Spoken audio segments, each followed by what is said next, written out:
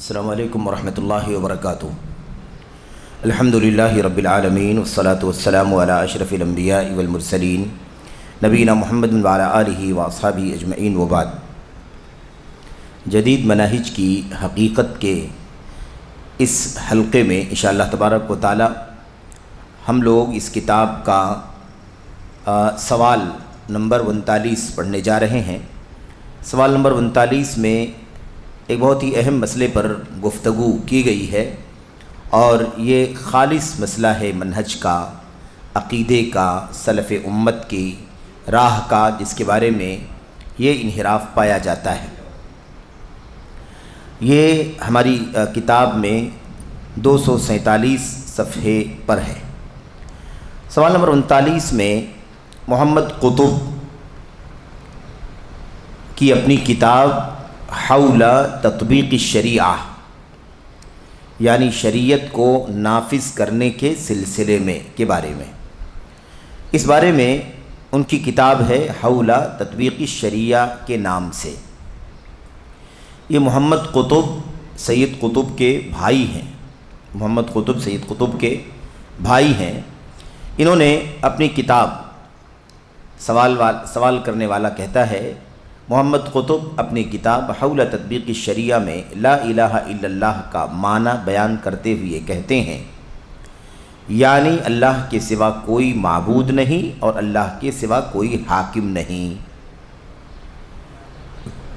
اللہ کے سوا کوئی معبود نہیں اور اللہ کے سوا کوئی حاکم نہیں۔ کیا یہ تفسیر صحیح ہے؟ یہ بہت ہی اہم سوال ہے۔ اس میں دیکھیں، یہ جو دو معنی یا دو جملوں میں لا الہ الا اللہ کا معنی بتلایا گیا ہے، یہ دونوں ہی جملے اس معنی کے بتلانے میں غلط ہیں۔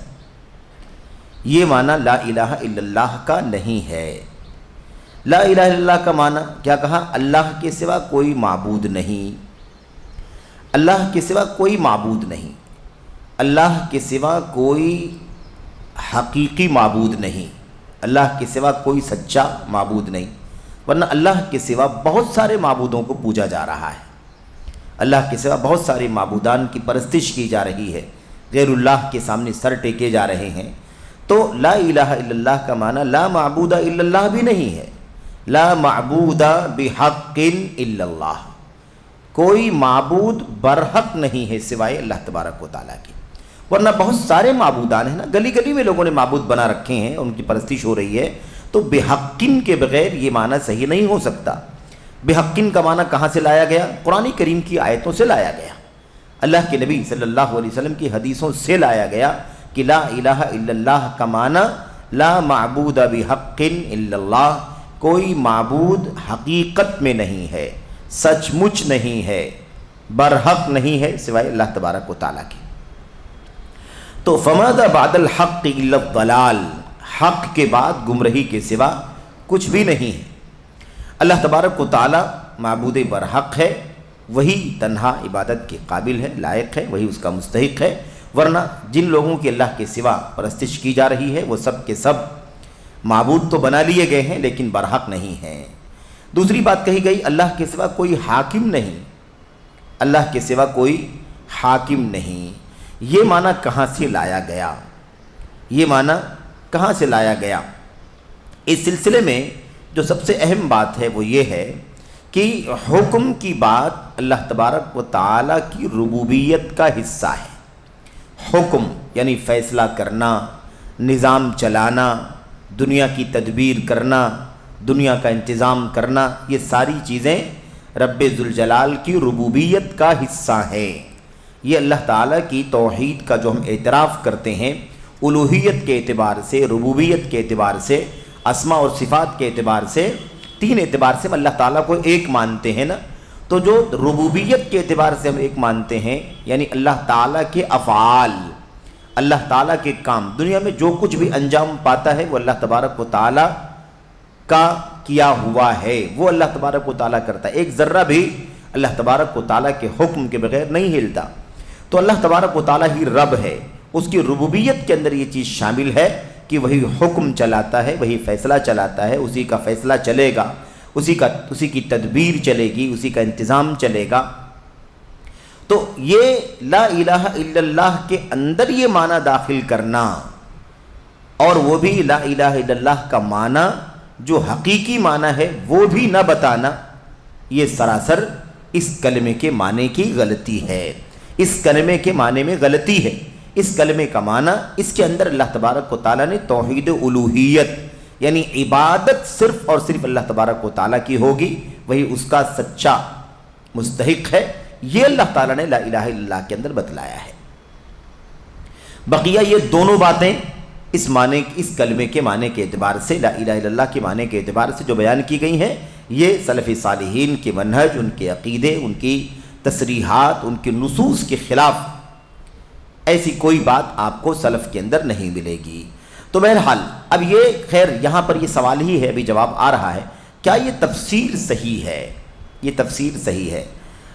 اکثر و بیشتر یہ بات آتی ہے کہ آج بھی ایک اچھا خاصا طبقہ ایسے لوگوں کا ہے جو کلمہ لا الہ الا اللہ زبان سے پڑھتا ہے، لیکن اس کا معنی جو حقیقت میں اللہ کے کلام کی آیتوں میں ہے، نبی کریم صلی اللہ علیہ وسلم کی حدیثوں میں ہے، امت کے سلف نے جو سمجھا ہے اور جو عقیدہ رکھا ہے، وہ آج تک نہ وہ جانتے ہیں اور نہ اس کے مطابق وہ عمل کرتے ہیں، بلکہ اس کے معنی کو ہی غلط سمجھتے ہیں۔ جو معنی غلط صحیح ہے وہ نہیں جانتے، بلکہ اس کا غلط معنی وہ سمجھتے ہیں اور اسی کے مطابق وہ عمل بھی کرتے ہیں۔ یہ بھی اس کی ایک مثال ہے جو محمد قطب کی کتاب حول تطبیق الشریعہ کے اندر انہوں نے لکھی ہے۔ شیخ صالح فوزان کا جواب دیکھیں، وہ آیتیں حدیثیں یہاں پر پیش کر رہے ہیں جس سے لا الہ الا اللہ کا حقیقی معنی، صحیح معنی، اصل معنی ظاہر ہوتا ہے۔ جواب 248 پر ہے، لا الہ الا اللہ کا معنی اللہ سبحانہ و تعالیٰ نے اپنی کتاب میں بیان فرما دیا ہے اور رسول صلی اللہ علیہ وسلم نے بھی اپنی سنت میں واضح کر دیا ہے۔ یعنی کیا لا الہ الا اللہ کا معنی آج بھی ہم کو اپنی طرف سے نکالنے کی ضرورت ہے، غور کرنے کی ضرورت ہے، اپنی دماغ، اپنی سوچ، اپنی عقل، اپنی لاجک سے کیا اسے پیدا کرنے کی ضرورت ہے؟ کیا آج بھی اجتہاد کرنے کی ضرورت ہے؟ ظاہر ہے کہ اللہ تبارک و تعالیٰ کے کلام کے اندر بارہا لا الہ الا اللہ کا ذکر آیا ہوا ہے، اس کا معنی قرآن کریم کی متعدد آیات کے اندر موجود ہے، اللہ کے نبی کی حدیثوں کے اندر موجود ہے۔ اس لیے ہمیں صرف اور صرف یہی کرنا ہے کہ ہم قرآن کریم کو اٹھا کر دیکھ لیں، اللہ کے نبی کی حدیثوں کو پڑھ لیں، سلف امت کی باتوں کو سمجھ لیں، لا الہ الا اللہ کا صحیح معنی سمجھ میں آ جائے گا۔ اللہ تبارک و تعالیٰ فرماتا ہے وَاعْبُدُوا اللَّهَ وَلَا تُشْرِكُوا بِهِ شَيْئًا، وَاعْبُدُوا اللَّهَ وَلَا تُشْرِكُوا بِهِ شَيْئًا، اللہ تبارک و تعالیٰ کی عبادت کرو اور اس کے ساتھ کچھ بھی شریک نہ کرو۔ یہ ہے لا الہ الا اللہ کا معنی۔ لا الہ الا اللہ کا معنی کیا ہے؟ عبادت صرف اور صرف اللہ تبارک و تعالیٰ کی ہوگی، اس کی عبادت میں کسی کو ساجی اور شریک نہیں بنایا جا سکتا۔ یہ لا الہ الا اللہ کا معنی ہے۔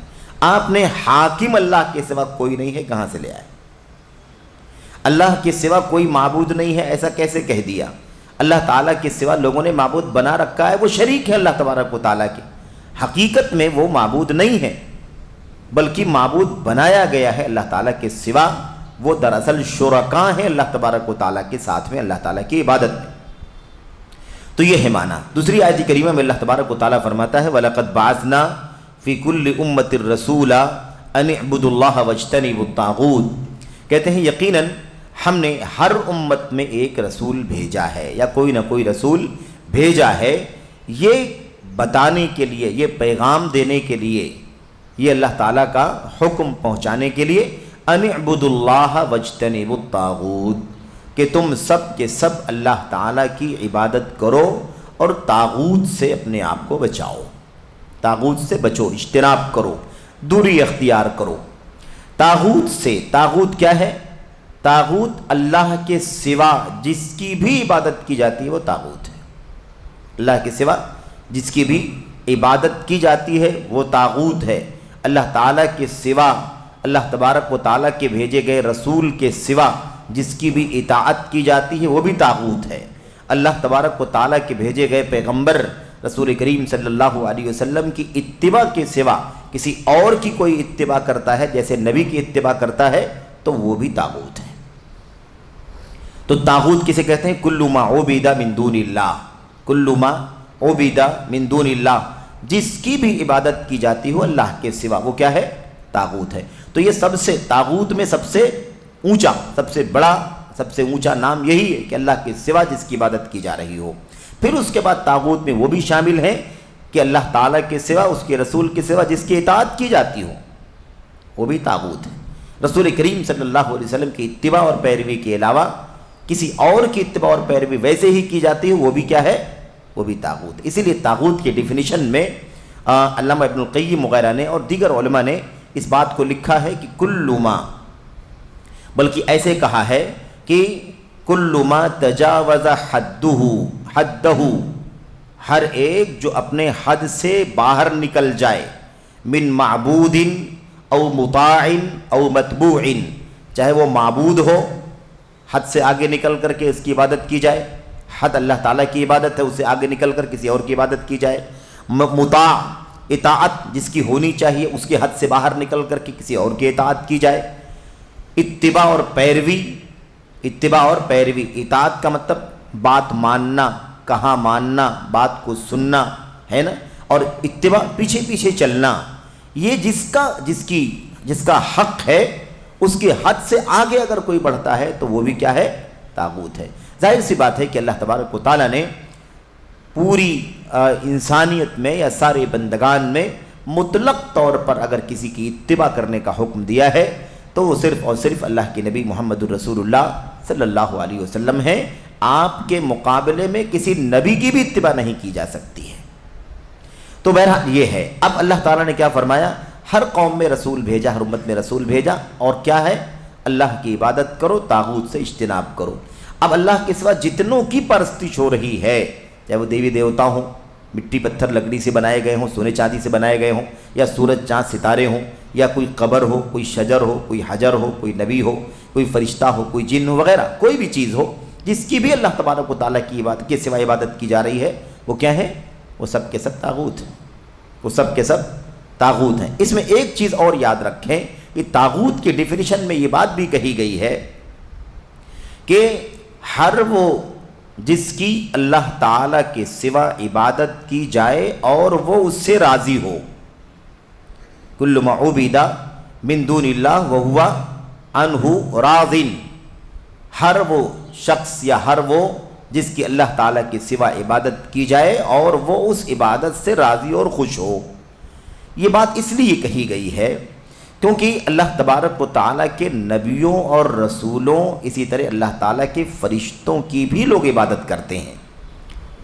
ظاہر سی بات ہے کہ اللہ تبارک و تعالیٰ کے انبیاء اللہ کے سوا اپنی عبادت سے کبھی راضی ہو سکتے ہیں؟ کبھی نہیں۔ حضرت عیسیٰ علیہ السلام کی پرستش کر رہے ہیں عیسائی، کیا عیسیٰ علیہ السلام اس سے راضی ہیں؟ نہیں راضی۔ حضرت عزیر کو اللہ کا بیٹا بنا لیا، کیا حضرت عزیر راضی ہیں؟ نہیں راضی ہیں۔ ایسے اللہ کے فرشتے جبریل کی کوئی پرستش کر رہا ہے تو کیا جبریل راضی ہیں؟ نبی کریم صلی اللہ علیہ وسلم کی کوئی پرستش کر رہا ہے تو کیا اللہ کے نبی اس سے راضی ہیں؟ نہیں راضی۔ اس لیے طاغوت میں یہ نقطہ بھی خاص یاد رکھنا ہے کہ اس سے وہ راضی ہوگا تو طاغوت مانا جائے گا، راضی نہیں ہے تو وہ طاغوت نہیں ہے۔ قیامت کے دن اللہ تبارک و تعالیٰ حضرت عیسیٰ علیہ السلام سے اور ان کی والدہ مریم علیہ السلام سے پوچھے گا، اَأَنْتَ قُلْتَ لِلنَّاسِ اتخذونی و امی الہین من دون اللہ، کیا تم نے کہا تھا لوگوں سے کہ مجھے اور میری ماں کو اللہ تبارک و تعالیٰ کے سوا معبود بنا لینا، ہے کہ نہیں؟ تو عیسیٰ علیہ السلام جواب دیں گے، اللہ تیری ذات پاک، میں کیسے یہ بات کہہ سکتا ہوں جس کا مجھے علم نہیں ہے؟ اس کا علم مجھے نہیں ہے، مجھے اللہ تو نے نہیں بتایا ہے کہ کسی اور کی بھی عبادت ہو سکتی، تو میں کیسے یہ بات کہہ سکتا ہوں؟ ان کنت قلت فقد علمتہ، اگر میں نے کہا بھی ہوتا تو تیرے علم میں ہوگا، تو خوب جانتا ہے کیونکہ تو غیبوں کا جاننے والا ہے۔ جب تک میں اپنی قوم میں رہا یہ کام نہیں کرنے دیا، لیکن جب میں ان سے چلا آیا، قوم میں نہیں رہا، اٹھا لیا گیا، کنت انت الرقیب علیہم، اے پروردگار تو ہی ان کا نگراں، تو ہی ان کی دیکھ ریکھ کرنے والا ہے، تو ہی جانتا ہے۔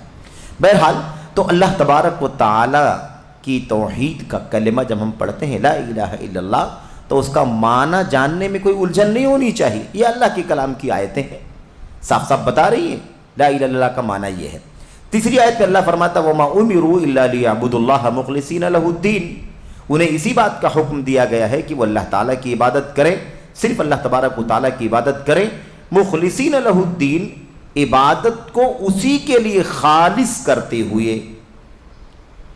اللہ کی عبادت کرنا ہے اور عبادت صرف خالص اللہ کے لیے کرنا ہے، یہ معنی ہے لا الہ الا اللہ کا، یہ معنی ہے لا الہ الا اللہ کا۔ تو لا الہ الا اللہ کا معنی وہ نہیں ہے جو محمد قطب نے اپنی کتاب حول تطبیق الشریعہ کے اندر بیان کی ہے۔ ابراہیم خلیل اللہ علیہ السلام کے بارے میں اللہ تعالیٰ نے کیا فرمایا؟ اننی براء مما تعبدون، اننی براء مما تعبدون، تم لوگ جس کی پرستش کرتے ہو، عبادت کرتے ہو، میں اس سے بالکل بیزار ہوں۔ ابراہیم علیہ السلام نے صاف اعلان کیا کہ جس کی تم عبادت کرتے ہو میں اس سے بالکل بیزار ہوں۔ دو چیزوں کی عبادت کرتے تھے، یا تو زمین کے معبودوں کی باطلہ، اور یا آسمان کے معبودان کی جو اللہ کی مخلوق ہیں سب کے سب، یا تو ہاتھ سے بنائے ہوئے بتوں اور مورتیوں کی پرستش کرتے تھے اور یا تو سورج چاند ستاروں کی پوجا کرتے تھے۔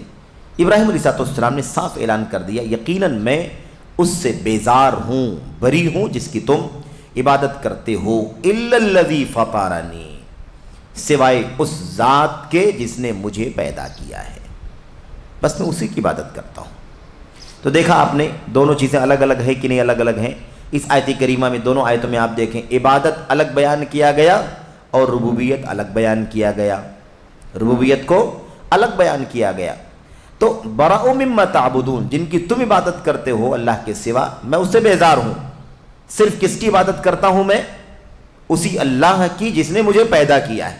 تو جو میرا خالق ہے وہی میرا رب ہے اور وہی ربوبیت کا حق رکھتا ہے اور میں اسی کی عبادت کرتا ہوں۔ تو یہ بہت صراحت کے ساتھ آپ دیکھیں تو یہ جو کہا جا رہا ہے کہ لا الہ الا اللہ کا معنی ہے اللہ کے سوا کوئی معبود نہیں، بھئی اللہ کے سوا اتنے لوگوں کی پرستش ہو رہی ہے کہ نہیں ہو رہی ہے؟ جن کا ذکر اللہ تعالیٰ نے کیا فرمایا؟ وَلَا تُشْرِكُوا بِهِ شَيْئًا، کسی چیز کو شریک نہ ٹھہراؤ۔ اب شریکوں کی پرستش ہو رہی ہے تو اللہ کے سوا معبود بنایا جا رہا ہے کہ نہیں بنایا جا رہا؟ تو اللہ کے سوا معبود ہیں لیکن حقیقی نہیں ہیں، باطل ہیں، اور اللہ تبارک و تعالیٰ حقیقی معبود ہے، برحق معبود ہے۔ تو لا الہ الا اللہ کا معنی اگر کوئی یہ کہتا ہے کہ اللہ کے سوا کوئی معبود نہیں، تو اس میں سب سے بڑا خطرہ کیا ہے معلوم آپ کو؟ اس میں سب سے بڑا خطرہ یہ ہے کہ وحدت الوجود والوں کی دلیل اس کے اندر موجود ہے۔ اللہ کے سوا کوئی معبود نہیں ہے، اس کا مطلب جن کو بھی معبود بنایا گیا ہے وہ اللہ ہے۔ آئی بات سمجھ میں کہ نہیں؟ تو یہ دراصل وحدت الوجودیوں کی ذہنیت ہے، ان کی سوچ ہے کہ اللہ کے سوا کوئی معبود نہیں، کیونکہ ان کا یہ عقیدہ ہے کہ اللہ کے سوا کوئی موجود ہی نہیں ہے، تو جس کی بھی عبادت کی جائے گی وہ عبادت اللہ ہی کی ہوگی۔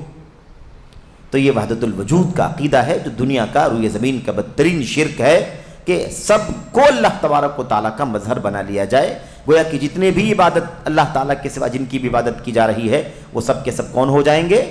وہ ساری عبادتیں اللہ ہی کی مانی جائیں گی۔ یہ ان کی سوچ ہے وحدت الوجودیوں کی، اور یہ غلط ہے۔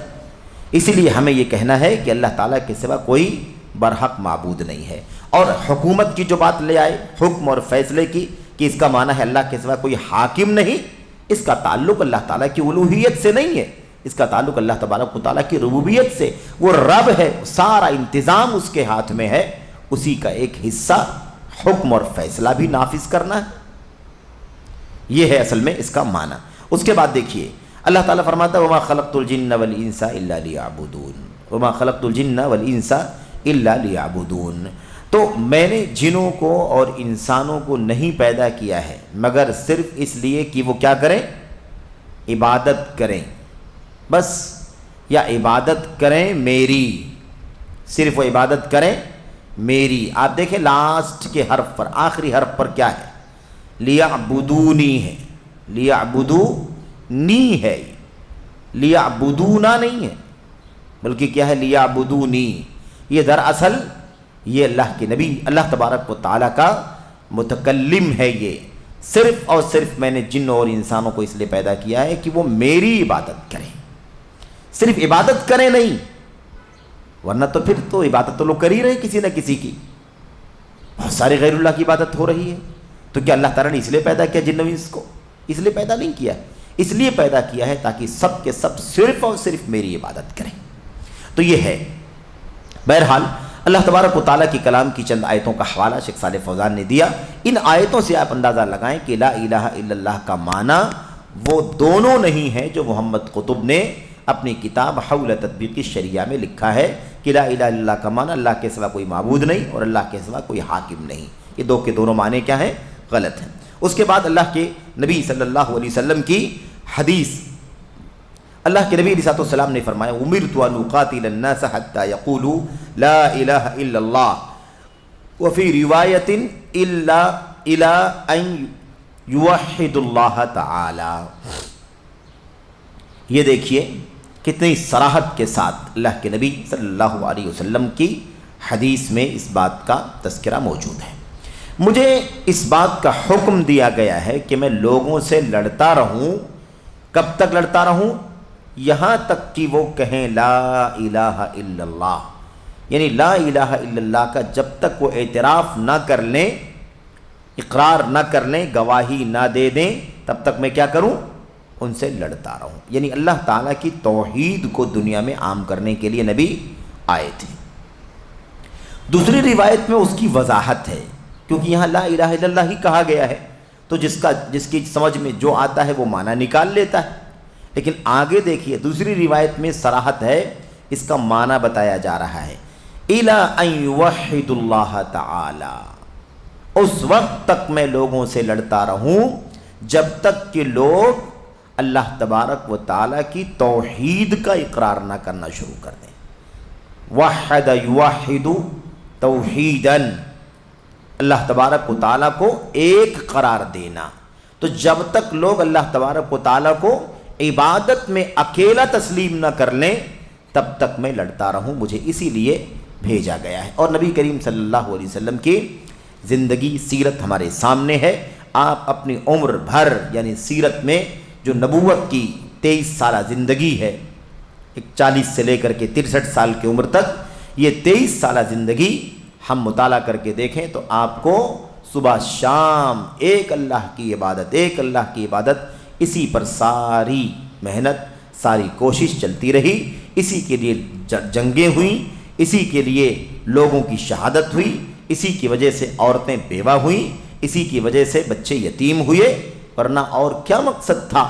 اگر لا الہ الا اللہ کا معنی وہ ہوتا کہ اللہ کے سوا کوئی معبود نہیں، تو پھر لوگ تو بہت سارے معبودوں کی عبادت کر ہی رہے تھے، کوئی لات کی، کوئی منات کی، کوئی عزا کی، کوئی حبل کی، سب کسی نہ کسی کی عبادت کر رہے تھے، ہے کہ نہیں؟ اللہ کے سوا کوئی معبود نہیں، یہ سب اللہ کے سوا معبود ہیں کہ نہیں؟ اللہ کے سوا کوئی معبود نہیں، یہ سارے کے سارے اللہ ہیں، اس کا مطلب تو سچا معبود نہیں ہے نا اللہ کے سوا، ورنہ جھوٹے معبود تو گلی گلی کے اندر موجود ہیں۔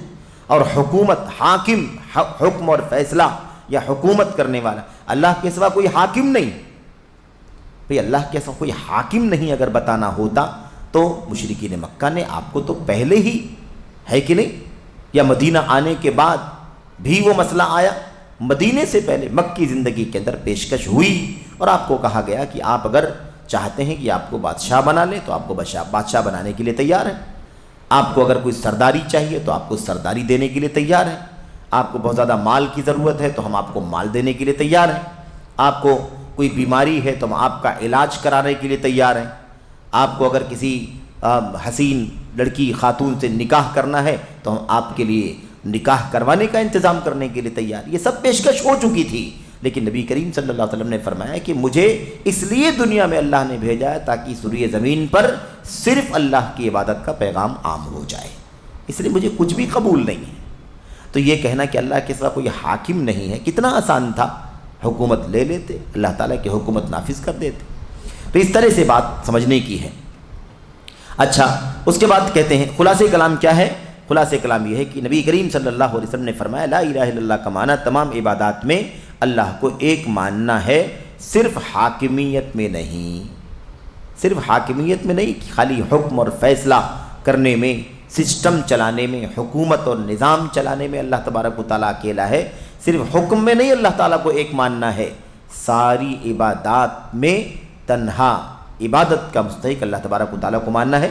یہ ہے اس آیت کریمہ، ان آیات کا اور ایسے ہی نبی کریم صلی اللہ علیہ وسلم کی حدیث کا معنی معلوم ہوا کہ لا الہ الا اللہ کا معنی ہے لا معبود بحق الا اللہ. یہی بات ہمیشہ ذہن پر زبان پر آپ کے رہنے چاہیے.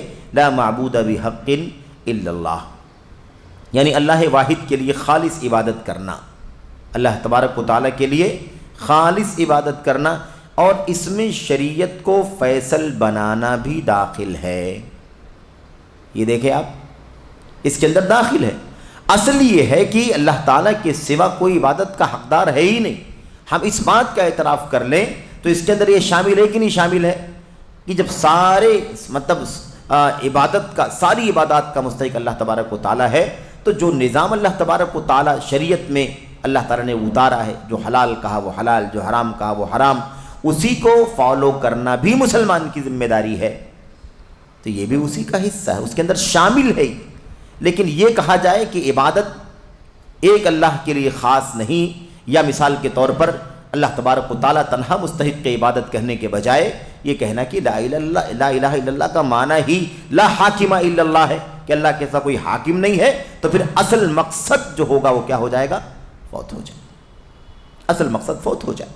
تو یہ بات یاد رکھنے کی ہے. بلکہ لا الہ الا اللہ کا معنی اس سے بھی زیادہ عام اور وسیع تر ہے. متنازع مسائل میں یہ بھی دیکھیے سب اسی کا حصہ ہے، اسی کا حصہ ہے. جس کا ہم نے، جس کی وحدانیت کا، جس کی تنہا بندگی کا ہم نے اعتراف کیا ہے، یہ اس بات کا تقاضا ہے کہ اس کی طرف سے جو شریعت آئے اس کو فالو کریں، جو حکم آئے اس کو فالو کریں، جو حلال آئے وہ اسے لے لیں، جو حرام آئے اس سے اپنے آپ کو بچا لیں. ایسے ہی ساری کی ساری چیزیں کریں. جن مسائل میں تنازع ہے، اختلاف ہے، جھگڑا ہے، ان مسائل میں بھی ہمارا کام کیا ہے؟ ان میں بھی ہمارا کام ہے کہ ہم دیکھیں کہ ہمارا اللہ اپنی کتاب میں کیا کہتا ہے، ہمارے اللہ کا نبی کیا کہتا ہے. یہ سب اسی کا حصہ اس کے اندر شامل ہے. تو یہ ساری چیزیں اس کے اندر شامل ہیں، لیکن اصل ایک اللہ کی عبادت کا عقیدہ رکھنا ہے. اصل حاکم اللہ، ایک حاکم صرف اور صرف اللہ تبارک و تعالیٰ ہے، یہ بتانا اس کلمے کا معنی نہیں ہے. تو متنازع مسائل میں کتاب اللہ کو فیصل بنانے سے بھی زیادہ اہم ہے، اور اس سے بھی اہم روئے زمین سے شرک کا خاتمہ، روئے زمین سے شرک کا خاتمہ کرنا. ظاہر سی بات ہے کہ روئے زمین پر شرک چل رہا ہے. شرک چلنے دیا جائے اور حکومت بنا لی جائے تو پھر وہ کون سی حکومت ہوگی اور اس حکومت کا کیا فائدہ ہوگا؟ اسی لیے روئے زمین سے شرک کا خاتمہ اور اللہ سبحانہ و تعالیٰ کے لیے عبادت کو خالص کرنا ہے. یہ اس کلمے لا الہ الا اللہ کی صحیح تفسیر ہے. اس کلمے لا الہ الا اللہ کی صحیح تفسیر یہی ہے. اس کے بعد رہا حاکمیت کے ذریعے کلمہ طیبہ کی تفسیر کرنا، تو یہ ناقص تفسیر ہے. حاکم کہنا، لا حاکم الا اللہ، اللہ کے سوا کوئی حاکم نہیں، یہ کلمہ طیبہ کی تفسیر ناقص تفسیر ہے، لا الہ الا اللہ کا مکمل معنی نہیں دیتی ہے. تو یہ بات بہت ہی واضح طور پر ہمیں معلوم ہونی چاہیے کہ جو بھی اس طرح کی بات کرنے کے لیے آئے اور ہمیں سمجھائے کہ لا الہ الا اللہ کا معنی اللہ کے سوا کوئی حاکم نہیں ہے اور اللہ کے سوا کوئی معبود نہیں ہے، تو ہم جان لیں کہ یہ عقیدہ کتاب اللہ کا نہیں، سنت رسول کا نہیں، اللہ کے نبی کے صحابہ اور تابعین کا بھی یہ عقیدہ نہیں ہے. اصل میں اللہ تبارک و تعالیٰ کی روئے زمین پر ایک اللہ کی عبادت ہونی چاہیے، اور اس روئے زمین کو اللہ تبارک و تعالیٰ کے ساتھ شرک سے پاک کیا جانا چاہیے. یہ لا الہ الا اللہ کا معنی ہے. پھر بقیہ چیزیں، حکم چلانا، نظام چلانا، سسٹم چلانا، تدبیر کرنا، انتظام کرنا، یہ ساری چیزیں، یا شریعت کو نافذ کرنا، شریعت کو فالو کرنا، حلال حرام کو تسلیم کرنا، یہ ساری چیزیں بعد میں سب شامل ہیں اس کے اندر. لیکن اصل یہ ہے کہ اللہ کے سوا کوئی سچا عبادت کے قابل نہیں ہے. اسی طرح اس کلمے کی تفسیر لا خالق الا اللہ کے ذریعے کرنا بھی ناقص تفسیر ہے اور باطل بھی ہے، کیونکہ لا الہ الا اللہ کا معنی اگر یہ لیا جائے کہ اللہ کے سوا کوئی خالق یعنی پیدا کرنے والا نہیں ہے، تو سوال یہ پیدا ہوتا ہے کہ اس کا انکار کون کر رہا تھا؟ کون انکار کر رہا تھا کہ یہ بتانا پڑے کہ اللہ کے سوا کوئی خالق نہیں ہے؟ سارے مشرکین مکہ سے اللہ تبارک و تعالیٰ نے بار بار کہلوا کر کے پوچھوایا وَلَئِن سَأَلْتَهُم مَّنْ خَلَقَ السَّمَاوَاتِ وَالْأَرْضَ لَيَقُولُنَّ اللَّهُ، ہے کہ نہیں؟ اگر آپ ان سے پوچھیں کہ زمین آسمان کو کس نے پیدا کیا، خالق کون ہے زمین کا آسمان کا، تو یہ لوگ ضرور بھی ضرور آپ کو یہی جواب دیں گے کہ اللہ تبارک و تعالیٰ خالق ہے۔ تو اللہ کے سوا کوئی خالق نہیں، کلمہ لا الہ الا اللہ کا معنی اگر یہ لیا جائے تو سوال یہ پیدا ہوتا ہے کہ کس کو منوانا تھا کہ اللہ کے سوا کوئی خالق نہیں ہے؟ ابو جہل ابو لہب بھی تو مانتے تھے کہ اللہ کے سوا کوئی خالق نہیں ہے۔ اس لیے یہ بات بالکل غلط ہے، درست نہیں ہے، ناقص ہے یہ اور باطل ہے۔ کیونکہ باطل اس لیے ہے کہ اللہ تبارک و تعالیٰ کی خالص بندگی ثابت کرنا ہے کلمے سے، اور اس کو حذف کیا جا رہا ہے، اس کو غائب کیا جا رہا ہے، اور یہ ثابت کیا جا رہا ہے کہ اللہ کے سوا کوئی پیدا کرنے والا نہیں ہے۔ ظاہر ہے کہ خالق تو سبھی لوگ مانتے تھے اللہ تبارک و تعالیٰ کو۔ اسی لیے علماء عقیدہ نے اپنی کتابوں میں اس بات کو لکھا ہے کہ اللہ تبارک و تعالیٰ کی ربوبیت کا انکار کرنے والے، خالقیت کا یا ربوبیت کہہ لیں عام لفظ ہے، جو ربوبیت کا انکار کرنے والے دنیا میں چند لوگ ہیں، نادر لوگ ہیں۔ سمجھ رہے ہیں؟ مطلب گنتیوں کے انگلیوں پر گنا جا سکتا ہے ان چند لوگوں کو جنہوں نے اللہ تبارک و تعالیٰ کی ربوبیت کا بھی انکار کیا ہے۔ جس مثال فرعون نے کہا کہ میں تمہارا پروردگار ہوں، سب سے بڑا پروردگار ہوں، ربکم الاعلیٰ کہہ دی۔ ایسے ہی بعض ملحدین ہیں جنہوں نے یہ بات کہی ہے کہ نہیں؟ ایسے اکا دکا نام اس سے پہلے بھی آ چکے ہیں آپ کے سامنے، پچھلے 5-6 ہفتے پہلے۔ تو کہنے کا مطلب یہ ہے کہ چند ہی لوگ ایسے ہیں جو اللہ تعالیٰ کی ربوبیت کا انکار کرتے ہوں، ورنہ ساری دنیا اللہ تبارک و تعالیٰ کی ربوبیت کو مانتی ہے، عام طور پر مانتی ہے۔ تو جو ملحدین ہیں، دہریہ قسم کے لوگ ہیں، اسی قسم کے لوگ ہیں چند جو اس بات کا انکار کرتے ہیں، ورنہ اس میں کسی کا اختلاف نہیں ہے۔ سارا جھگڑا انبیاء اور ان کی قوموں کے درمیان جو ہے وہ کس بات کا ہے؟ انبیاء اور ان کی قوموں کے درمیان جو جھگڑا رہا ہے حضرت نوح علیہ السلام سے لے کر کے آخری نبی محمد الرسول اللہ صلی اللہ علیہ وسلم تک، وہ جھگڑا اسی بات کا رہا ہے کہ نبی ایک اللہ کی عبادت و بندگی کی دعوت دیتا تھا اور قوم کے لوگ ایک اللہ کی عبادت کے سوا دوسروں کی پرستش کرتے تھے، جبکہ یہ مانتے تھے کہ آسمان کا پیدا کرنے والا اللہ ہے، زمین کا پیدا کرنے والا اللہ ہے، یہ سب مانتے تھے، بیماری دینے والا، شفا دینے والا سب اللہ تبارک و تعالیٰ کو مانتے تھے۔ لیکن جب عبادت کے لیے سر ٹیکنے کی نوبت آتی تھی تو وہ دیوی دیوتاؤں کے سامنے جا کر کے سر ٹیک لیا کرتے تھے۔ آج بھی آپ دیکھیے کتنے لوگ ہیں اپنی زبان سے لا الہ الا اللہ پڑھتے بھی ہیں اور ہمیشہ زبان پر اللہ تعالیٰ ہی خالق ہے، اللہ تعالیٰ ہی مالک ہے، زمین آسمان اللہ تبارک و تعالیٰ کا، سب کچھ اللہ تبارک و تعالیٰ ہی کا زبان پہ تذکرہ کرتے ہیں، لیکن اس کے باوجود قبروں اور مزاروں کا درشن کرتے ہیں، ان کے سامنے سر ٹیکتے ہیں، سجدے رکوع کرتے ہیں، ان کے سامنے اپنی دعائیں ہاتھ پھیلا کر کے دعائیں کرتے ہیں۔ تو یہ ظاہر سی بات ہے کہ اللہ تبارک و تعالیٰ کی اصل جو بندگی کی دعوت ہے کلمہ لا الہ الا اللہ کے اندر، اگر وہ ثابت نہیں کیا جائے گا تو سب کچھ ثابت کرنے کا کوئی فائدہ نہیں ہوگا۔ اگر جو لوگ کہتے ہیں کہ اللہ کے سوا کوئی خالق نہیں ہے، کیا اللہ تعالیٰ کو خالق مان لینے سے آدمی مسلمان ہو جائے گا؟ کیا اس کا خالق مان لینے کا عقیدہ رکھنا اسے جہنم سے نجات دلائے گا؟ کیا خالق مان لینے کا عقیدہ اسے جنت کا مستحق بنائے گا جبکہ وہ اللہ کی عبادت نہ کرتا ہو، خالق مانتا ہو؟ یہ سارے مسائل ہیں، اس لیے یہ بالکل سراسر غلط اور باطل معنی ہے۔ اگر یہی کرنا تھا تو پھر آخر مشرکین مکہ سے بدر اور احد اور حنین اور احزاب کی جنگ کرنے کی کیا ضرورت تھی؟ وہ سب مانتے تھے کہ اللہ کے سوا، اللہ تبارک و تعالیٰ کے سوا کوئی خالق نہیں۔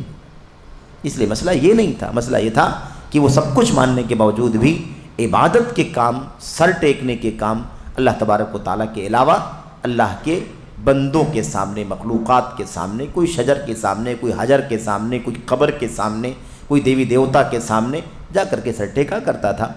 یہ تھا اصل مسئلہ جس کے خاتمے کے لیے انبیاء علیہ السلام دنیا کے اندر بھیجے گئے تھے۔ اچھا، تو کہتے ہیں کیونکہ لا الہ الا اللہ یہ ثابت کرنے کے لیے نہیں آیا ہے کہ اللہ کے سوا کوئی پیدا کرنے والا نہیں، یہ ثابت کرنے کے لیے نہیں آیا ہے، یہ تو سبھی مانتے ہیں الا ماشاء اللہ اکا دکا کو چھوڑ کے، اس لیے کہ اس کا اقرار تو مشرکین بھی کرتے تھے۔ اگر اس کلمے کا معنی لا خالق الا اللہ ہوتا تو سارے مشرکین توحید پرست بنتے کہ نہیں بنتے؟ سارے مشرکین توحید پرست ہو جاتے، کیونکہ سارے مشرکین خالق مانتے تھے اللہ تبارک و تعالیٰ کو، لیکن اللہ تبارک و تعالیٰ نے ان لوگوں کو مسلمانوں میں شامل نہیں کیا، بلکہ ان سب سے میدان کارزار میں کھڑے ہو کر کے جنگ کی گئی، اور ان کی مردوں کو جنت کی نہیں بلکہ جہنم کی خوشخبری سنائی گئی، مقتول کہا گیا، اور جو بچ گئے انہیں غلام اور لونڈی بنا دیا گیا۔ یہ اللہ تبارک و تعالیٰ کے دین کا مسئلہ ہے، اللہ تعالیٰ کی توحید کا مسئلہ۔ تو وَلَئِن سَأَلْتَهُم مَّنْ خَلَقَهُمْ، کیا ہے وَلَئِن سَأَلْتَهُم مَّنْ خَلَقَهُمْ لَيَقُولُنَّ اللَّهُ، اگر آپ ان سے پوچھیں کہ لوگوں کو کس نے پیدا کیا ہے، مشرکین مکہ کے بارے میں اللہ نے فرمایا کہ ان مشرکوں سے اگر آپ پوچھیں کہ بھائی یہ اتنے سارے انسان ہیں، اتنی ساری مخلوقات ہیں، ان کا پیدا کرنے والا کون ہے، تو یقیناً یہ جواب دیں گے کہ اللہ نے پیدا کیا ہے۔ تو یہ تو مانتے تھے، اس لیے یہ معنی بالکل نہیں ہے۔ اس کا معنی یہ ہے کہ ابو جہل اور ابو لہب بھی موحد ہیں۔ اگر لا خالق الا اللہ کہنا ہے کہ اللہ کے سوا کوئی خالق نہیں، پیدا کرنے والا نہیں، تو چونکہ ابو جہل، ابو لہب اور مغیرہ اور عتبہ اور سارے لوگ اس بات کو مانتے تھے، تو اس اعتبار سے تو سب کے سب موحد قرار پائیں گے، موحد بن جائیں گے، توحید پرست بن جائیں گے۔ اور یہ کتنی حیرت ناک بات ہے کہ پھر انہیں قتل کیوں کیا گیا، انہیں قتل کیوں کیا گیا، ان کو اللہ کے نبی صلی اللہ علیہ وسلم نے مسلمانوں میں کیوں نہیں شامل کیا، جبکہ وہ اللہ کو خالق مانتے تھے۔ تو اللہ کو خالق ماننے والے جو تھے انہی سے تو جنگ ہوئی ہے، انہی سے بدر ہوا، انہی سے حنین ہوا، انہی سے احد ہوا، انہی سے خندق ہوا، ہے کہ نہیں، انہی سے موتا ہوا، انہی سے تبوک ہوا۔ ساری جنگ کن سے ہوئی؟ یہ سب کے سب اللہ کو خالق ماننے والے تھے، عبادت اللہ تبارک و تعالیٰ کی نہیں کرتے تھے، اس میں شریک ٹھہراتے تھے، اس لیے یہ معنی نہیں ہے۔ بہرحال کہتے ہیں اسی طرح اس کلمے کی تفسیر لا معبود الا اللہ، لا معبود الا اللہ، اللہ کے سوا کوئی معبود نہیں، اس سے پہلے بات آ چکی ہے، یہاں مزید وضاحت ہو رہی ہے۔ اس کلمے کی تفسیر لا معبود الا اللہ کے ذریعے کرنا بھی باطل ہے، اللہ کے سوا کوئی معبود نہیں، یہ معنی غلط ہے، کیونکہ اللہ کے سوا کوئی معبود نہیں کا مطلب یہ ہوتا ہے کہ جتنوں کو معبود بنائے ہوئے ہیں لوگ، وہ سب اللہ ہیں۔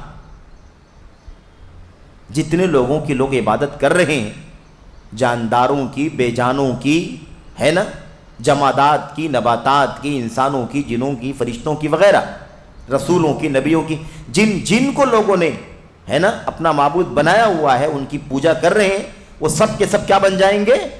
نعوذ باللہ اللہ بن جائیں گے۔ کتنا خطرناک عقیدہ ہے یہ۔ تو جب تک ہم یہ نہیں کہیں گے کہ اللہ کے سوا کوئی سچا معبود نہیں ہے، تب تک سارے شامل ہو جائیں گے اس کے اندر۔ اس لیے یہ کہنا ہے کہ معبود تو بہت سارے بنا لیے گئے ہیں، گلی گلی میں لوگوں نے معبود بنا رکھا ہے، لیکن وہ سب معبود ہو سکتے ہیں، باطل، حقیقی نہیں ہو سکتے ہیں۔ حقیقی صرف اور صرف اللہ تبارک و تعالیٰ ہے۔ اس لیے یہ بات بھی غلط ہے، لا معبود الا اللہ کہنا بھی غلط ہے، جب تک کہ اس لیے کہتے ہیں، شیخ کہتے ہیں کیونکہ اس سے وحدت الوجود لازم آتا ہے، اس سے وحدت الوجود، اللہ کے سوا کوئی معبود نہیں ہے، گویا کہ جتنے بھی معبودان پوجے جا رہے ہیں وہ اللہ ہیں، جتنے بھی معبودان اللہ کے سوا پوجے جا رہے ہیں وہ سب کیا ہیں؟ اللہ۔ یہ وحدت الوجود کا عقیدہ ہے۔ اس لیے کہ بتوں اور قبروں وغیرہ کی شکل میں بہت سارے معبودان موجود ہیں، تو کیا بھلا ان کی عبادت اللہ کی عبادت ہے؟ ظاہر ہے کہ وہ اللہ کی عبادت نہیں ہے، غیر اللہ کی عبادت ہے وہ، کیونکہ وہ حقیقت میں عبادت کے مستحق نہیں ہے، برحق معبود نہیں ہے۔ معبود ہیں، بنا لیے گئے ہیں، لیکن برحق نہیں ہے۔ اسی لیے ضروری ہے کہ اس کی تفسیر لا معبود بحق الا اللہ کے ذریعے کی جائے۔ ضروری ہے کہ اس کلمے کی تفسیر لا الہ الا اللہ کی تفسیر لا معبود بحق الا اللہ، کوئی حقیقی معبود نہیں ہے سوائے اللہ تبارک و تعالیٰ کے۔ دلیل کیا ہے؟ دیکھیے، اللہ تعالیٰ فرماتا ہے، کوئی کہہ سکتا ہے نا کہ بھئی آپ لوگ یہ بحقن کہاں سے لا رہے ہیں، بحقن کہاں سے لا رہے ہیں کہ بحقن کے ذریعے سے لا الہ الا اللہ کا معنی واضح ہوگا؟ تو اس کی دلیل یہ ہے، اور یہ ایک دلیل نہیں ہے، ایسی بے شمار دلیلیں ہیں قرآن کریم کے اندر۔ بطور مثال ایک دلیل ہمارے سامنے سورہ لقمان کی آیت نمبر 30 پیش کی گئی ہے۔ اللہ فرماتا ہے ذَلِكَ بِأَنَّ اللَّهَ هُوَ الْحَقُّ، ذَلِكَ بِأَنَّ اللَّهَ هُوَ الْحَقُّ وَأَنَّ مَا يَدْعُونَ مِن دُونِهِ الْبَاطِلُ۔ بہت اچھی طرح سے معلوم ہو جانا چاہیے کہ یقیناً اللہ تعالی ہی حق ہے، اور اللہ کے سوا جن کی عبادت کی جا رہی وہ سب کے سب باطل ہیں۔ تو دونوں باتیں آگے کی نہیں آ گئی کہ صرف برحق معبود اللہ ہے، اور اللہ کے سوا جن کی عبادت کی جا رہی وہ سب کے سب کیا ہیں؟ برحق نہیں ہے بلکہ برباطل ہیں، وہ سب کے سب برباطل ہیں۔ اس لیے یہ بالکل ضروری ہے، ایک دم مسٹ ہے کہ ہم لا الہ الا اللہ کا معنی جب بتائیں، پڑھیں، سمجھائیں کسی کو تو لا معبود بحق الا اللہ، اللہ کے سوا کوئی حقیقی معبود نہیں ہے، یہ بتانا ضروری ہے، ورنہ سب کے سب لوگ اس کے اندر شامل ہو جائیں گے۔ بہرحال یہ اس سوال کا جواب ہو گیا۔ اس میں شروع میں شیخ نے ایک حاشیہ لگایا ہے، دیکھیے حاشیہ نمبر 2 مختصر سا، اور اسے آپ پڑھ لیں۔ شروع میں جو بات آئی، سوال جہاں کیا گیا ہے کہ محمد قطب نے اپنی کتاب حول تطبیق الشریعہ میں لا الہ الا اللہ کا معنی بیان کرتے ہوئے کہا ہے کہ اللہ کے سوا کوئی معبود نہیں، اللہ کے سوا کوئی حاکم نہیں، کیا یہ تفسیر صحیح ہے؟ اس پر 2 نمبر حاشیے میں کہتے ہیں یہ بات مذکورہ کتاب میں 2 یا اس سے بھی زیادہ جگہوں پر موجود ہے۔ یہ اس لیے کہی جا رہی ہے یہ بات اس لیے بتائی جا رہی ہے کہ یہ بات کتاب کے اندر 2 یا 2 سے زیادہ جگہوں پر موجود ہے۔ اس لیے بتائی جا رہی ہے کیونکہ کوئی کھڑے ہو کر کے کہہ سکتا ہے کہ کہیں کوئی بات غلطی سے آ گئی ہوگی، کہیں کوئی بات غلطی سے آ گئی ہوگی، کوئی چوک ہو گئی ہوگی، کسی بات کو بیان کرنے کے دوران یہ بات کہہ دی گئی ہوگی، تو آپ لوگ کیوں اسے ایشو بنا رہے ہیں؟ آپ لوگ کیوں لوگوں کے سامنے اتنا اس کو بڑھا کر کے اور لوگوں کے سامنے اس کی نکارت واضح کر رہے ہیں، اس پر رد کر رہے ہیں؟ تو یہ بات سمجھ میں آ جانی چاہیے کہ یہ ایسے نہیں ہے کہ بائی چانس کوئی بات کہہ دی گئی یا کہیں غلطی سے کوئی چیز آ گئی، چوک سے آ گئی، نہیں۔ جب وہ 2 بار 3 بار وہ بات کتاب کے اندر آئی ہوئی ہے تو یہ اس بات کی دلیل ہے کہ یہ عقیدہ اور نظریہ ہے جسے پھیلایا جا رہا ہے، جسے اس کتاب کے ذریعے سے عام کیا جا رہا ہے۔ دوسری بات یہ ہے کہ کتاب کا جو مضمون ہے نا، مضمون ٹاپک جو ہے اس کا، وہ کیا ہے؟ شریعت نافذ کرنے کے بارے میں، شریعت کو حول تطبیق الشریعہ، شریعت کو نافذ کرنے کے بارے میں۔ یہ کتاب ہی اسی عنوان پر لکھی گئی ہے کہ شریعت کو نافذ کرنا ہے تو اس کا معنی کیا ہوتا ہے، بتانا چاہتے ہیں کہ اللہ کے سوا کوئی معبود نہیں، جتنے معبودان ہیں یہ سب کے سب اسی راستے کے ہیں، ان سب کو معبود مانا جائے، اور ایسے ہی اللہ کے سوا کوئی حاکم نہیں، اس کا مطلب سب سے بڑا کام حکومت قائم کرنا ہے۔ یہی اس کتاب کے ذریعے سے وہ ثابت بھی کرنا چاہتے ہیں کئی جگہ۔ اچھا، ایک بات، دوسری بات یہ ہے کہ یہ بات اس کتاب کے اندر 2 یا 3 مرتبہ آئی ہے، اس کے بعد اور بھی ان کی کتابیں ہیں جس کا تذکرہ اس سے پہلے آ بھی چکا ہے، اور یہاں پر بھی اس کا تذکرہ حاشیے میں ہے۔ اس کے بعد شیخ کہتے ہیں نیز اس معنی کو، اسی معنی کو ثابت کرتے ہوئے اپنی کتاب واقعنا المعاصر، ہماری موجودہ صورتحال، واقعنا المعاصر کا معنی کیا ہے؟ ہماری موجودہ صورتحال، ہماری موجودہ زندگی۔ کہتے ہیں اس کے اندر کیا لکھتے ہیں صفحہ نمبر 29 میں، کہتے ہیں بلکہ اس لیے کہ یہ لوگ، نیچے دیکھیے، بلکہ اس لیے کہ یہ لوگ، یعنی اس زمانے کی جاہلیت، جیسا کہ وہ تعبیر کرتا ہے، اس زمانے کو کیا کہتا ہے وہ؟ کہتے ہیں کہ یہ زمانہ جو ہے، یہ جو دور ہے، یہ جاہلیت کا دور ہے۔ یہ سید قطب اور محمد قطب کہتے ہیں اپنی کتابوں کے اندر، لکھتے ہیں کہ یہ دور جو ہے وہ پھر سے جاہلیت کی راہ پر چل رہا ہے، پورا معاشرہ جاہلیت کا معاشرہ بنا ہوا ہے۔ کہتے ہیں اس لیے یہ لوگ کیوں، آخر کیوں؟ اس لیے کہتے ہیں لا الہ الا اللہ کے بنیادی تقاضا، یعنی اللہ کی شریعت کی تحکیم اور منہج الہی کی بجا آوری کا انکار کرتے ہیں۔ یعنی اس لیے جاہلی معاشرہ کہا، اس لیے اس زمانے کی جاہلیت کے نام سے محمد قطب نے اپنی کتاب میں اس وقت کے لوگوں کو لکھا ہے کہ لا الہ الا اللہ کا بنیادی تقاضا کیا ہے ان کے یہاں؟ حکومت قائم کرنا۔ لا الہ الا اللہ کا بنیادی تقاضا کیا ہے؟ حکومت قائم کرنا، شریعت کی تحکیم یعنی شریعت کا حکم نافذ کرنا۔ سوال یہی پیدا ہوتا ہے کہ شریعت کا حکم نافذ کرنے سے منع کس نے کیا ہے؟ کون مسلمان نہیں چاہتا کہ شریعت کا حکم نافذ ہو جائے؟ لیکن شرک چلتا رہے، شرک چلتا رہے، قبروں کی پوجا ہوتی رہے، شجر حجر بشر کو اللہ تبارک و تعالیٰ کے مقابل عبادت کا مستحق بنایا جاتا رہے، اور دوسری طرف حکومت کا جھنڈا بھی اٹھا لیا جائے، کرسی بھی لگا لی جائے، تو یہ کون سی شریعت کا حکم نافذ ہوگا؟ یہ اصل مسئلہ ہے۔ اور اگر ایسے ہی ہے کہ سب کچھ ایسے ہی چلتا رہے اور ایک حکومت ڈکلیئر کر دی جائے، تو پھر اس کا مطلب یہ ہوگا کہ نبی کریم صلی اللہ علیہ وسلم نے مکی دور میں 13 سال تک آپ توحید کی دعوت کیوں دیتے رہے، جبکہ آپ کو بالکل شروع میں ہی سال 2 سال کے اندر ہی مشرکین مکہ آپ کو حکومت دینے کے لیے تیار تھے، آپ کو سردار بنانے کے لیے تیار تھے، آپ کو اپنا بادشاہ نامزد کرنے کے لیے، تاج پوشی کرنے کے لیے تیار تھے، تو پھر یہ کام کیوں نہیں کر لیا گیا؟ کیوں توحید کی دعوت گلی گلی میں جا جا کر کے اللہ کے نبی دیتے رہے؟ آپ کو پتھروں سے مار مار کے لہو لہان کیا جاتا رہا، آپ کو گالیاں بھی دی گئیں، آپ کو تانا بھی دیا گیا، آپ کو گھسیٹا بھی گیا، آپ کی گردن پر 200 کلو 250 کلو کی اوجھڑی اونٹ کی لا کر کے رکھ دی گئی، آپ کو سجدے کی حالت میں آپ کے لیے اٹھنا ممکن نہیں رہ گیا، یہ صورتحال ہو گئی۔ یہ سب تکلیفیں کیوں برداشت کی اللہ کے نبی نے؟ کیوں حکومت نہیں لے لیا؟ کیوں حکومت نہیں قائم کر دیا؟ اگر سارا شرک و کفر چلتا رہے، حکومت بھی بن جائے، اگر یہی مقصد تھا تو آپ نے یہ کام کیوں نہیں کیا؟ آپ نے کیوں توحید کی دعوت دی؟ ایک اللہ کی عبادت کرو، یا ایھا الناس قولوا لا الہ الا اللہ تفلحوا۔ کیوں کہتے تھے کہ محمد آپ کو بادشاہت چاہیے، بادشاہت لے لیجئے، ہمارے معبودوں کو برا بھلا بولنا چھوڑ دیجئے، ہمارے باپ دادوں کو نادان کہنا چھوڑ دیجئے، آپ کو حکومت دینے کے لیے ہم تیار ہیں۔ کتنا آسان تھا، اس سے بڑا آپشن؟ اتنی مار دھاڑ، 9 بڑی بڑی جنگیں ہوئی کہ نہیں ہوئی اللہ کے نبی کے زمانے؟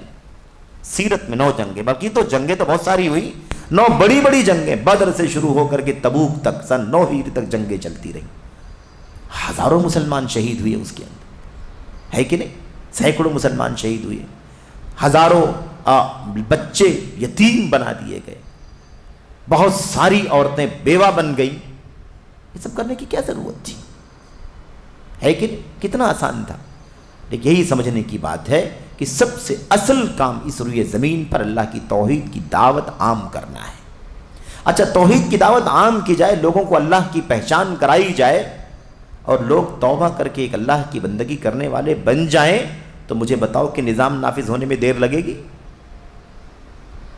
از خود نظام نافذ ہو جائے گا جب سب کا ایک عقیدہ، ایک نظریہ، سب کا ایک معبود، کوئی اختلاف ہی نہیں ہے، تو نظام قائم ہونے میں دیر کہاں لگے گی؟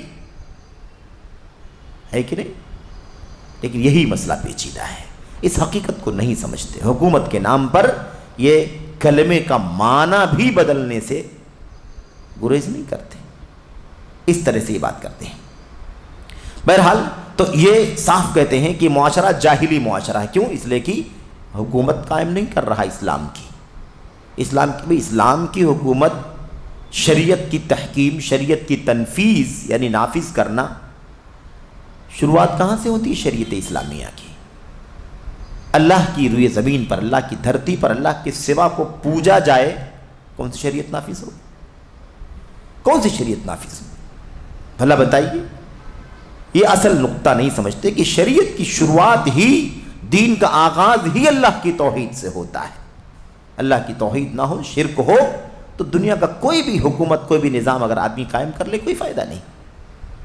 تو بغیر توحید کی کسی نظام کو اسلامی نظام نہیں کہا جا سکتا۔ شرک کی تردید کے بغیر کوئی نظام اسلامی نہیں ہو سکتا، اسی بنیاد پر قائم ہونا چاہیے۔ اور مزید اگر کہنا چاہیں تو بہت آسانی کے ساتھ دلائل اور شواہد کی بنیاد پر ہم کہہ سکتے ہیں کہ یہ باتیں کرنے والے اسٹیجوں پر، ممبروں پر، میڈیا کے دوش پر اور کتابوں میں لکھنے والے، ان کے اپنے عقائد کا کیا حال ہے؟ ان کے اپنے عقائد کا کیا حال ہے؟ خالص توحید کی دعوت کہیں دور دور تک دکھائی نہیں دیتی ہے، جو صبح و شام اسلامی نظام نافذ کرنے کی بات کرتے ہیں۔ کبھی توحید خالص کی دعوت نہیں دی، کبھی سنت صحیحہ کی دعوت نہیں دی، کبھی شرک کی تردید نہیں کی، کبھی بدعت کی رد میں کوئی قابل ذکر کارنامہ انجام نہیں دیا، لیکن صبح و شام جو نعرے لگائے جاتے ہیں، جو بار بار بات کہی جاتی ہے، وہ حکومت اور خلافت اور فلاں اور یہ سب باتیں کہی جاتی ہیں، جن الفاظ کو زبان پر لایا جاتا ہے، ان الفاظ کو اس دور میں جس دور کے وہ الفاظ ہیں ذرا رکھ کر کے دیکھو کہ اس وقت کے دین کا کیا عالم تھا، عقیدے کا کیا عالم تھا، تب اس کے بعد بات کرو کہ آپ کو کس راستے پر چل کر کے یہ کام کرنا ہوگا۔ بہرحال یہ چند باتیں تھیں اس حوالے سے جو آپ کے سامنے پیش کرنی تھی، اور اس حوالے سے اگلا جو سوال ہمارے سامنے ہے وہ کیا ہے؟ اچھا، ابھی یہ جو سوال نمبر 39 تھا اور اس کا جواب تھا، اس کے بعد سوال نمبر 40 ہے۔ سوال نمبر 40، کیا شیخ محمد بن عبد الوہاب رحمہ اللہ کی دعوت، کیا شیخ محمد بن عبد الوہاب رحمہ اللہ کی دعوت جماعت الاخوان المسلمون اور تبلیغی جماعت کی طرح ایک اسلامی حزبی یعنی پارٹی بندی کی دعوت ہے؟ ایسی بات کہنے والے اور کتابوں میں پھیلانے والوں کو آپ کیا نصیحت فرمائیں گے؟ بہت اہم سوال ہے کہ نہیں؟ صبح شام یہی بات کہی جا رہی ہے، جیسے سارے فرقے ویسے یہ بھی ایک فرقہ ہے، جیسے ساری ٹولیاں ہیں، گروہ بندیاں ہیں، ایسے یہ بھی ایک گروہ ہے، ٹولی ہے۔ کیا فرق ہے اس کے اندر؟ اچھا، ایک بات اور بھی یاد رکھیں، ابھی سب جواب آ رہا ہے آگے انشاءاللہ تبارک و تعالیٰ، اور ساری باتیں آپ کے سامنے آئیں گی، اور چونکہ لمبا ہے، کافی لمبا ہے، انشاءاللہ تبارک و تعالیٰ اس پر کافی طویل گفتگو ہونی ہے۔ اس میں ایک بات خاص طور پر سمجھیں کہ ایک تو یہ کہنا کہ سارے فرقوں کی طرح سے یہ بھی ایک فرقہ ہے، اہل حدیثیت، سلفیت، ہے نا۔ دوسری چیز یہ ہے نا کہ اللہ کے نبی صلی اللہ علیہ وسلم کی اس حدیث کو بھی پیش کر کے لوگ یہ ثابت کرنا چاہتے ہیں کہ اہل حدیث بھی ایک فرقہ ہے۔ کون سی حدیث؟ 72 فرقوں والی، 73 فرقوں والی حدیث۔ کہتے ہیں کہ اس میں نبی کریم صلی اللہ علیہ وسلم نے فرمایا ہے کہ میری امت 73 فرقوں میں بٹے گی، میری امت 73 فرقوں میں بٹے گی، اس میں سے کلہم فی النار یا کلہا فی النار، سب کے سب جہنم میں جائیں گے سوائے ایک کے۔ تو کہتے ہیں کہ یہ حدیث صاف دلالت کرتی ہے کہ کل فرقے 73 ہیں، تو 72 جو جہنم میں جائیں گے وہ بھی فرقے ہیں، اور جو 73واں ہے وہ بھی کیا ہے؟ فرقہ ہے۔ تو اللہ کے نبی نے تو خود فرقہ کہا ہے، تو آپ کہتے ہیں کہ اہل حدیث کوئی فرقہ نہیں ہے، یا سلفی کوئی فرقہ نہیں ہے، سلفیت کوئی فرقہ بندی کا نام نہیں ہے، تو پھر یہ آپ لوگ کیوں حدیث رسول کے خلاف بات کرتے ہیں؟ تو اس کو بھی تھوڑا سا ہے نا، اور بہت آسان سی بات ہے، سمجھنے کی ضرورت ہے۔ بس دیکھیں، اصل میں جس کو جنتی کہا نبی کریم صلی اللہ علیہ وسلم نے، وہ ما انا علیہ الیوم و اصحابی ہے، ما انا علیہ الیوم و اصحابی ہے۔ اب یہی یاد رکھو، یہی نقطہ ہے، کوئی بھی آپ پر اعتراض کرے یہ جواب ذہن میں اچھی طرح سے رکھو تاکہ کوئی ورغلائے نہیں۔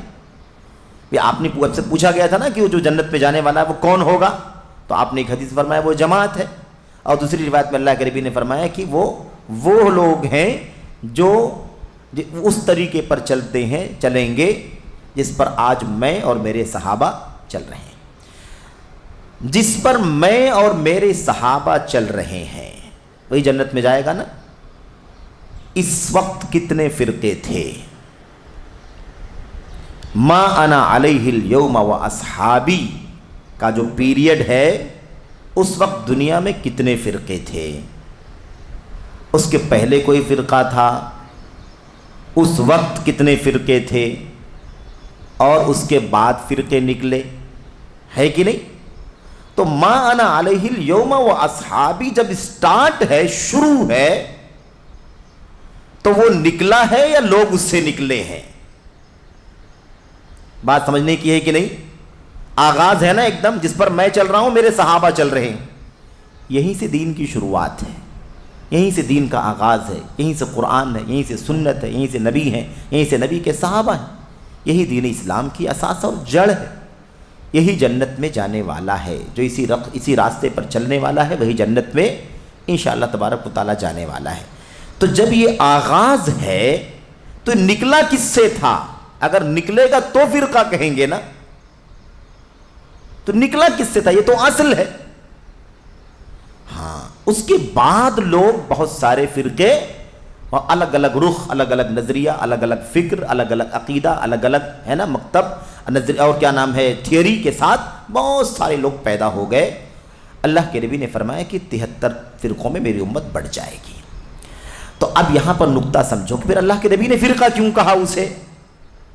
آپ نے فرقہ کیوں کہا؟ یہ تو طے ہے نا کہ شروعات ہے، اس وقت کوئی فرقہ تھا ہی نہیں، وہی پہل ہے، وہی بسم اللہ ہے، وہی آغاز ہے، وہیں سے اسلام کی شروعات ہوئی ہے۔ یہ تو ہم کہتے ہیں کہ زمانہ کتنا بھی ترقی کر جائے لیکن آپ پلٹ جاؤ پیچھے کی طرف، بالکل پیچھے کی طرف جاؤ، دنیا مستقبل کی طرف، آگے کی طرف بھاگتی ہے اور دین اور عقیدے کے معاملے میں تم بالکل پیچھے کی طرف جاؤ، تب جا کر کے اصل دین پا سکو گے، اصل راستہ پا سکو گے۔ تو مان علیہ اليوم واصحابی یہ بالکل اساس ہے، بنیاد ہے، جڑ ہے، شروعات ہے۔ کوئی فرقہ نہیں تھا، وہیں سے شروعات دین اسلام کی ہو رہی ہے۔ نبی نے جو فرقے 73 کہا اس لیے کہا کیونکہ وہ آغاز ہے اور اس کے بعد اور 72 نکلے اور 72 نکلے۔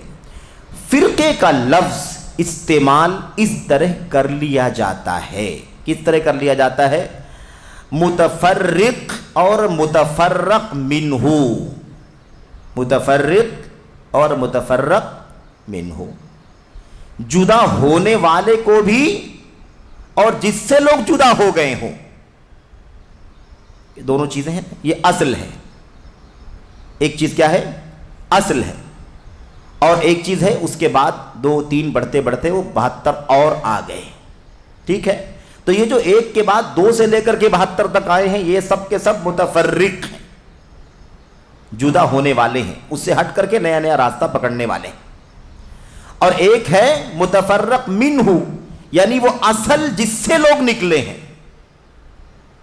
تو اس اعتبار سے متفرق منہ کو بھی فرقہ کہہ دیا جاتا ہے، لیکن وہ نکلنے کے اعتبار سے نہیں بلکہ لوگوں نے اس کو چھوڑ کر کے اس کو الگ تھلگ کر دیا، اپنا راستہ الگ نکال لیا، اس لیے وہ بھی ٹکڑا دکھائی دیتا ہے، اس لیے اس کو بھی فرقہ کہہ دیا جاتا ہے، ورنہ وہ اصل ہے۔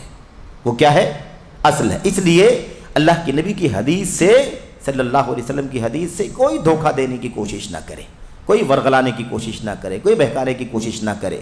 اور پھر اگر کوئی بہت زیادہ ضد کرے تو کوئی بات نہیں ہے بھئی، آپ اس کو فرقہ مانتے ہیں، آپ اپنے حساب سے فرقہ مانیے، لیکن جائے گا جنت میں وہی جو اس راستے پر چلنے والا ہوگا جو نبی نے فرمایا، کوئی مسئلہ نہیں۔ تو آپ کہہ لیجئے کہ پھر فرقہ بننا ہی ہے تو جنت میں جانے کا وصف جن کے اندر پایا جاتا وہ فرقہ بنو، وہ فرقے نہ بنو 72 میں سے، بلکہ 72 جو بعد میں نکلے ہیں ان سے پہلے جو پہلا والا فرقہ تھا جس کو تم فرقہ کہتے اس میں سے بننے کی کوشش کرو۔ اس راستے پر کیوں نہیں چلتے؟ بحث لفظی نہیں ہے، بحث اصولی ہے، عقیدے کی ہے، جڑ کی ہے، منہج کی ہے۔ اس راستے پر چلو، آپ اس کو فرقہ کہتے ہوں یا نہ کہتے ہوں، اس راستے پر چلو جس پر نبی چلتے رہے، نبی کے صحابہ چلتے رہے۔ یہ اصل میں ہماری دعوت ہے۔ تو اس لیے بلا وجہ، اچھا ہم جو بار بار کہتے ہیں کہ اہل حدیث کوئی فرقہ نہیں، اس معنی میں، اسی معنی میں کہتے ہیں کہ اصل سے نکلا ہوا کوئی فرقہ نہیں بلکہ یہی اصل ہے۔ لوگوں نے چھوڑ دیا تو وہ الگ ہو گیا، اکیلا رہ گیا، ورنہ سب اس کے ساتھ رہتے تو سب ایک رہتے۔ تو چھوڑنے کی وجہ سے بھی وہ الگ تھلگ دکھائی دیتا ہے۔ اللہ کے نبی صلی اللہ علیہ وسلم کی وہ حدیثیں جس میں آپ نے فرمایا تھا، اور کئی الفاظ ہیں، مختلف الفاظ ہیں، آپ نے فرمایا کہ اسلام ایسے ہی اجنبی ہو جائے گا قرب قیامت جیسے آمد کے وقت اجنبی تھا۔ اس لیے اجنبیوں کے لیے خوشخبری۔ کیا مطلب؟ سب لوگوں نے کنارہ کشی اختیار کر لی ہے، اسے بالکل پرایا یا اسے پردیسی بنا کر کے چھوڑ دیا ہے۔ سب لوگ اس سے اپنا رشتہ توڑ کر الگ الگ راستہ اختیار کیے ہوئے ہیں، اس اعتبار سے وہ اجنبی ہے۔ تو اسلام اجنبی ہو جائے گا۔ اسلام کے ماننے والے صحیح حقیقی اسلام جس کو ہم سلفیت، اہل حدیثیت کے نام سے جانتے ہیں، یہی اجنبی بن جائے گا۔ تو بہرحال یہ چند باتیں تھیں اس حوالے سے، اور انشاءاللہ تبارک و تعالیٰ اگلی باتیں اگلے سیشن میں ہوں گی نا، اگلے حلقے میں انشاءاللہ تبارک و تعالیٰ ہوں گی۔ اللہ سے دعا کرتے ہیں کہ اللہ تبارک و تعالیٰ ہمیں اور آپ کو ان باتوں کو سمجھنے کی توفیق عطا فرمائے، اور اللہ تبارک و تعالیٰ ہمیں اور آپ کو اسی کی روشنی میں لوگوں کو سمجھانے کی، دعوت دینے کی، عمل کرنے کی توفیق عطا فرمائے، اور جو مختلف انداز کے شوشے یا مختلف انداز کے شبہات پھیلائے جاتے ہیں، ان شبہات کو ان اصولوں کی روشنی میں سمجھنے کی توفیق عطا فرمائے۔ انشاءاللہ تبارک و تعالیٰ سوال 40 اور اس کا جواب اگلے سیشن میں آئے گا۔ اللہ تعالیٰ ہم سب کو عمل کرنے کی توفیق عطا فرمائے۔ آمین رب العالمین، وصلی اللہ